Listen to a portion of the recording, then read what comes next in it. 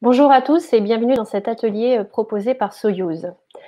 13 000 contenus multilingues à qualifier en 2 mois, c'est une des missions qui nous a été proposée lors de cette année si particulière, année 2020, dont on se rappellera. Quand je dis Soyouz, c'est l'agence Soyouz Digital. C'est une agence qui accompagne les clients basés en France et à l'international dans leur prise de parole digitale. On le fait depuis 10 ans maintenant et on a eu affaire à 1001 missions différentes pour accompagner nos clients. Une des spécificités de l'agence Soyouz, c'est le télétravail qu'on a adopté depuis 10 ans puisque nous sommes basés dans différents pays au niveau des équipes et le fait de travailler aussi avec une communauté de talents externes qui sont formés par l'agence et qui nous aident à produire des contenus pour nos différents clients. Des contenus que l'on espère être sincères, que l'on souhaite authentiques et donc convaincants. C'est ce qui nous permet de vous accompagner à différentes étapes de vos projets éditoriaux, puis l'analyse de l'existant, un audit de vos contenus, un audit de vos audiences, à la proposition de concepts, d'insights sémantiques, à la production de contenu, bien sûr, avec toute la palette créative qu'il est possible, avec les textes, des visuels, des vidéos, qu'on produit, dont on assure le suivi et l'optimisation dans le temps.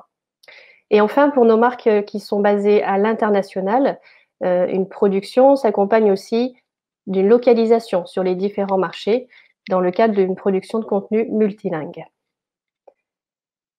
Ça fait 10 ans, du coup, qu'on produit ces contenus, qu'on accompagne nos clients et on reste convaincu que le contenu reste un levier clé aujourd'hui, à la fois pour témoigner de l'expertise d'une marque, pour positionner cette marque dans le paysage digital qui ne cesse d'évoluer au fil des années, pour améliorer le référencement de cette marque, mais avant tout aussi pour informer et convaincre les audiences de ces marques, pour atteindre de nouvelles cibles, les aider à aller chercher de nouveaux clients. Et bien sûr, et ça on l'a particulièrement vu en cette année 2020, pour garder le contact avec les clients et avec les audiences, mais aussi toute la communauté un petit peu de ces marques. L'année 2020 a été pour bon nombre d'entre nous inédite. Elle a rimé avec une nouvelle organisation, souvent chez nos clients, de nouveaux usages un petit peu spontanés au niveau des utilisateurs, des produits et services proposés par ces marques, et aussi au niveau de l'organisation avec les différents talents et les partenaires avec lesquels nous collaborons. Pour certains de nos clients, l'activité s'est subitement arrêtée. C'est le cas par exemple dans le secteur du voyage. Pour d'autres, l'activité a été modifiée, remodelée. C'est le cas de nos clients dans la restauration qui ont dû investir de nouveaux outils digitaux pour pouvoir vendre autrement. On pense au click and collect, on pense au site internet. Cette digitalisation s'est parfois accompagnée aussi pour d'autres clients d'une accélération de la production. Pour certains, il a fallu produire en urgence et de façon ciblée de nouveaux contenus pour rassurer leurs audiences. C'est le cas notamment des mutuelles, des assurances ou de ces clients qui travaillent dans le secteur de la prévention. Cette production de crise, Soyouz les a accompagnés et tout au long de l'année 2020 et ils ont pu garder le contact avec leurs audiences. Et enfin, il y a eu un troisième profil de clients qu'on a pu observer, des clients qui ont choisi de faire une pause, de s'arrêter et de prendre un peu de recul face à ce qu'ils percevaient comme un monde en mutation. Quand il y a de profonds changements comme ceux-ci, on peut se poser la question de comment on aborde. Est-ce qu'on remet en cause nos pratiques? Est-ce qu'on modifie complètement nos pratiques? Ou est-ce qu'on continue en s'adaptant? Et notamment, on a eu un client qui est venu en juillet 2020 et qui avait un profil particulier et une demande particulière. Ce client, c'est une marque qui est quasiment devenue un média à part entière dans le sens où elle est productrice de contenu depuis 35 ans. 35 ans à produire des contenus sur tout type de support, mais notamment des contenus print. Des contenus qu'elle adressait à ses audiences situées dans le monde entier, donc des contenus multilingues, multimarchés. Et chaque marché était source d'initiative. Ces contenus sont aujourd'hui disponibles sur différentes plateformes de la marque et elles s'adressent à différentes cibles, tant des cibles professionnelles que des cibles de consommateurs usagers classiques. Et la thématique de cette marque, c'est la santé par l'alimentation. Donc, cette marque s'est posé la question, face à ce nouveau monde en mutation, quelle peut être ma démarche au regard de ce patrimoine éditorial qu'elle possédait? Est-ce qu'elle devait se réinventer en partant de zéro? Mais cela revenait à mobiliser tout de même des experts, engager des budgets, du temps de réunion pour produire une nouvelle façon d'aborder les contenus? Ou est-ce qu'elle devait repartir d'un patrimoine existant, mais se poser alors la question de quel contenu allait-elle conserver? Est-ce qu'un spot publicitaire des années 90 aurait aujourd'hui sa pertinence? Est-ce qu'un outil à valeur ajoutée, tel que par exemple un guide de type encyclopédie, publié sur une édition papier, a encore aujourd'hui sa pertinence dans le cadre de sa mise à disponibilité au plus grand nombre? C'est toutes ces questions qu'elle se posait et une voie intermédiaire a été choisie de d'abord faire un inventaire de son patrimoine, de chercher à avoir une vue d'ensemble sur tout ce qu'elle avait produit en 35 ans et de vérifier sa performance au regard des nouvelles attentes aujourd'hui des utilisateurs. Elle est donc venue vers nous en nous demandant cette mission et charge à nous d'aller trouver un dispositif, d'aller concevoir un dispositif pour pouvoir réaliser cette mission qui devait se faire en 2 mois sur l'ensemble de ses contenus, l'ensemble de ses marchés et sur ses différents supports. Autant vous dire que pour Soyuz, c'était comme partir d'une feuille blanche, parce que nous avons une méthodologie éprouvée, mais sur ces volumes-là, ce n'était encore jamais fait de notre part. Du coup, nous avons inventé, nous avons innové, et nous sommes partis sur la création d'un inventaire de contenu. Nous avons associé des technologies qui étaient à notre disposition, nous les avons combinées pour pouvoir arriver à une méthodologie qui nous permette de balayer étape par étape l'ensemble de ce patrimoine éditorial de la marque. Pour ce faire, nous avons opéré en 3 temps. Le premier temps était de définir le périmètre de l'étude, c'est-à-dire qu'avec la marque, nous avons analysé chacun de leurs supports, chacun de leurs médias, et dans ces médias, chacune des rubriques. Et nous avons sélectionné ce que la marque souhaitait garder dans l'inventaire. Nous avons à peu près estimé à 13 000 contenus à analyser et à étudier. Une fois que ce scope a été établi, nous avons capté ces contenus, c'est-à-dire que nous avons utilisé un outil de crawl interne à l'agence que nous avons fait évoluer pour pouvoir l'adapter à la mission que l'on souhaitait, c'est-à-dire récupérer uniquement les contenus et non pas l'ensemble d'une page, par exemple. Donc, nous avons crawlé l'ensemble de ces contenus, texte, vidéo, infographie, édition aussi de papier, digitalisé. Et de ce crawl, nous avons extrait des éléments de langage propres à la marque, des expressions qui revenaient couramment et qui qualifiaient ses activités. De ces éléments de langage, nous les avons associés à des mots-clés qui représentent les activités de la marque. Ces mots-clés aussi, nous les avons enrichis des mots-clés utilisés aujourd'hui par les utilisateurs, ce qui nous a permis de constituer un petit peu la sémantique de la marque, liée à ses valeurs, à ses activités. En parallèle, la marque nous a fourni une grille de critères, des critères pour lesquels elle souhaitait voir apparaître différentes qualifications des contenus dans cet inventaire. Ces critères reposaient bien sûr sur les supports, sur les plateformes, sur la forme, les formats des contenus, mais aussi sur ces 5 activités, 5 thématiques qu'elle travaille régulièrement depuis 35 ans pour informer ses audiences et ses clients. Sur la base de cette sémantique et de ce critère de qualification donné par la marque, nous avons élevé une intelligence artificielle qui était, nous semblait-il, le seul outil capable d'aller travailler sur l'ensemble de ces contenus, à la fois dans leur diversité et dans leur volume. Cette intelligence artificielle est venue qualifier tous ces contenus à l'issue d'une analyse. Le livrable a été un grand tableau avec, pour chaque ligne de contenu, tous les critères attribués par l'intelligence artificielle. Ceci, après, nous avons souhaité redonner le contrôle à l'humain, c'est-à-dire que nous avons donné ce livrable de l'intelligence artificielle à des relecteurs, et ceci dans chaque pays. Ces relecteurs ont sondé, ont vérifié les résultats donnés par l'intelligence artificielle, chacun du point de vue de leur prisme culturel et des habitudes qu'ils avaient d'utilisation des produits de la marque. Parce que les spécificités culturelles à chaque pays restent importantes pour que ces contenus produits restent authentiques, sincères et convaincants. Une fois que ceci a été réalisé, ça a donné lieu à un livrable Ce livrable, c'est un outil de recherche multicritères.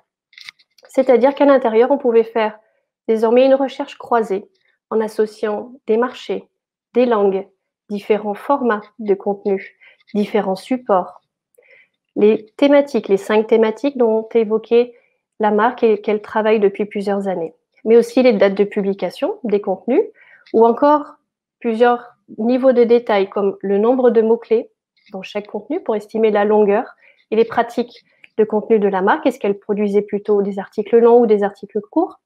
Le nombre de likes, le nombre de secondes dans une vidéo pour pouvoir estimer un petit peu le comparatif des durées des différentes vidéos ou encore le nombre de visuels par article. Ce travail a aussi permis d'aller jusqu'à vérifier et qualifier le positionnement éditorial de la marque. L'intelligence artificielle, sur la base de la sémantique, a pu déterminer si un contenu, la marque prenait ici une prise de parole experte, si elle parlait de ses produits, donc de sa qualité de vente, ou si elle s'adressait à ses audiences en termes de guide, d'accompagnateur dans les usages et dans l'information sur ses produits et sur les activités.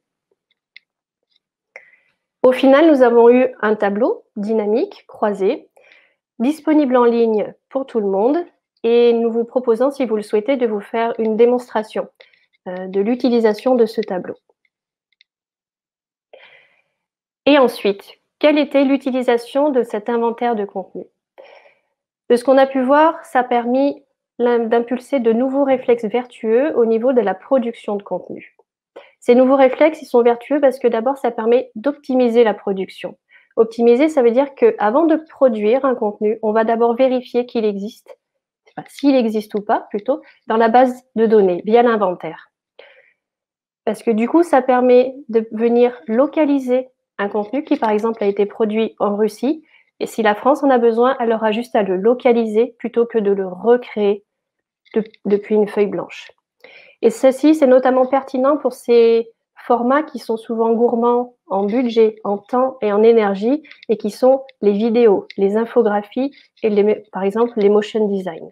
Impulser de nouveaux réflexes vertueux, c'est aussi aider la marque à trouver de nouveaux insights. Une rapide étude de l'inventaire de contenu, de par les volumes de contenu, par exemple, attribués à chaque thématique, permet d'identifier les sujets qui ont été particulièrement couverts. Sous quelle forme, à quel moment, de quelle façon. Et à l'inverse, elle permet de détecter les sujets qui n'ont pas encore été traités et qui donc restent à investir par la marque pour aller chercher de nouvelles audiences ou pour répondre aux nouvelles attentes des audiences. Et en faisant ceci, ça permet d'actualiser le patrimoine existant. C'est-à-dire qu'on va l'actualiser aux nouveaux usages digitaux. On l'a vu en 2020, il y a des nouveaux usages qui sont apparus. Donc ça permet d'actualiser son patrimoine vis-à-vis de ces nouveaux usages, vis-à-vis de ces nouvelles attentes, vis-à-vis surtout des nouvelles priorités de la marque, si elle veut aller démarcher un nouveau marché à l'international ou au contraire un nouveau marché beaucoup plus local, elle vient ajuster ses contenus. Et surtout aussi, on peut faire un travail sur le référencement. Les mots-clés qui étaient utilisés en 2000 ne sont plus les mêmes peut-être qu'aujourd'hui. Et du coup, on peut, sur la base d'une simple recherche dans l'inventaire, venir actualiser le SEO de certains contenus. Enfin, dernier réflexe vertueux que l'on peut dégager, c'est qu'on peut, grâce à l'inventaire, initier une production plus responsable. C'est-à-dire le fait de mettre toutes ces ressources accessibles à toutes les équipes, et ben ça invite à partager les bonnes pratiques. Ça permet de distinguer ce qui fonctionne un peu moins. Ça permet de valoriser les initiatives qui peuvent être prises par une équipe digitale dans un pays et les rendre inspirantes pour d'autres équipes. Alors on le voit, ceci après nécessite d'engager un nouveau content workflow, dans le sens où à chaque nouveau sujet proposé pour une production de contenu ou une stratégie éditoriale, on vient d'abord rechercher dans l'existant, vérifier s'il y a des contenus similaires qui répondent à cette demande. Sinon, on choisit d'en créer un, de le publier et donc de mettre à jour l'inventaire en suivant afin de garder un outil réactif. Et au final, on se rend compte que ça vient complètement s'inscrire dans le cycle de production du contenu parce que c'est une étape que l'on peut qualifier de suivi et d'optimisation et de recherche du coup de nouvelles stratégies éditoriales, de nouvelles thématiques et on repart après sur un système de production. Ça permet d'optimiser l'ensemble de la chaîne. Alors c'est vrai qu'ici, sur ce projet, Soyuz a été force d'initiative. Il a fait évoluer certaines technologies qui étaient à sa disposition, évoluer certains outils pour dégager un process presque industriel au regard du volume de contenu qu'il y avait à qualifier. Et si on a utilisé l'intelligence artificielle pour apporter une sorte de force de frappe à ce projet et gagner du temps, accélérer un petit peu les processus et travailler sur l'ensemble de ces volumes, on reste conscient que cet recours à l'utilisation de l'intelligence artificielle doit toujours être bordé par le prisme et le savoir-faire, entre guillemets, des collaborateurs. C'est-à-dire qu'il y a eu une phase d'acculturation à la marque qui a été importante et une phase de découverte de sa façon de communiquer, de ses habitudes. L'IA ensuite est venue, mais elle a été bordée en amont, donc, et puis aussi en aval, en redonnant les résultats de l'IA à des relecteurs de chaque pays qui sont venus aussi vérifier et contrôler la qualité de ce qui était produit. Donc on le voit, il est possible d'inventer des solutions, de trouver des solutions, des nouveaux dispositifs pour répondre aux demandes de nos clients, même en période de crise. Et si vous souhaitez en savoir plus sur cette façon d'avoir une vision globale de votre patrimoine éditorial ou sur la méthodologie, la façon dont travaille Soyuz pour répondre aux besoins de ses clients, nous vous invitons à nous rejoindre sur le stand de l'agence lors du salon All for Content ou alors plus tout au long de l'année sur notre site internet soyuz.digital. Merci et à bientôt.